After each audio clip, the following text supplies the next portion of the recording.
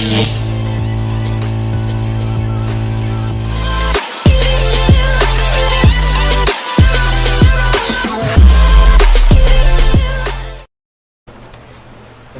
of techniques and tools early bartender use.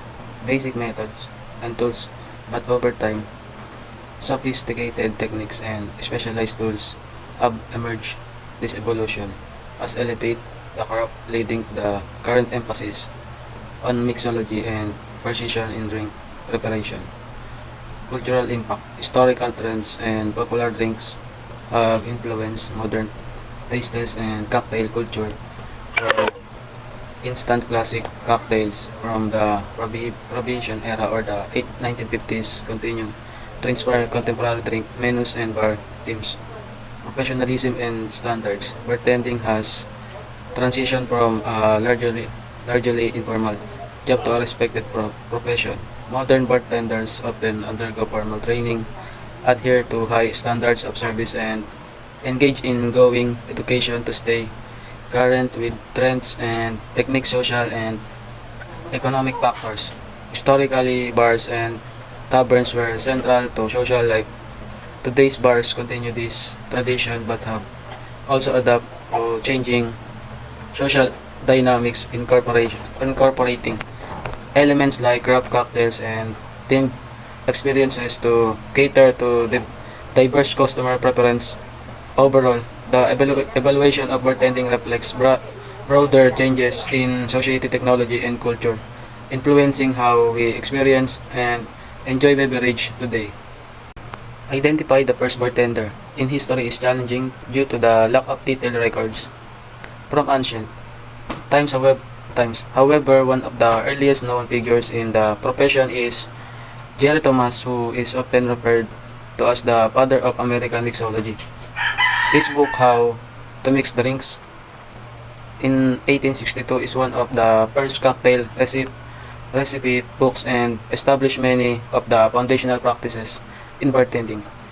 In a broader historical context, bartending has ancient roots, with early tavern keepers and brewers serving alcoholic beverage in ancient civilization like Mesopotamia, Greece, and Rome. These early figures were crucial in the development of drinking establishments and practices, laying the groundwork for the modern profession.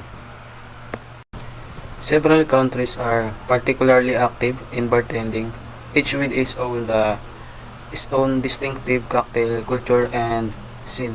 United States, known for its vibrant cocktail culture, the US is home to the numerous renowned bars and a wide range of innovative mixology techniques. Cities like New York, San Francisco, and Chicago are famous for their influential bartending scenes. United Kingdom, the UK has a rich history of pub culture and a growing craft cocktail scene. London, in particular, is noted for its high-end bars and creative mixologies. Spain, Barcelona, and Madrid are prominent for their dynamic cocktail bars and tapas culture, blending traditional and modern bartending techniques. France, Paris is celebrated for its sophisticated cocktail scene with a strong emphasis on classic cocktails and elegant presentations. Japan, Tokyo's bartending scene is renowned for its precision and artistry. Japanese bartenders often focus on meticulous craftsmanship and unique flavors. Australia, cities like Melbourne and Sydney have a burgeoning cocktail culture characterized by innovation and a focus on fresh local ingredients. These countries are known for their diverse and evolving cocktail scenes, contributing significantly to global bartending trends and practices. Bartending serves several important purposes in society. Social interaction. Bartenders facilitate social gatherings by creating a welcoming environment where people can meet, converse, and connect over drinks. They help foster community and camaraderie. Cultural expression. Bartenders often showcase local and international drinking tradition, contributing to cultural exchange and the appreciation of diverse beverage practices.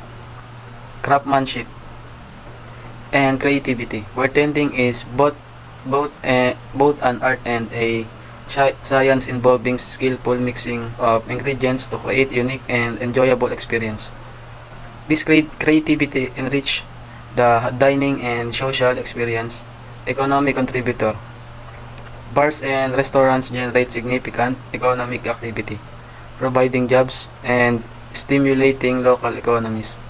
Bartenders play a crucial role in this industry. Customer experience.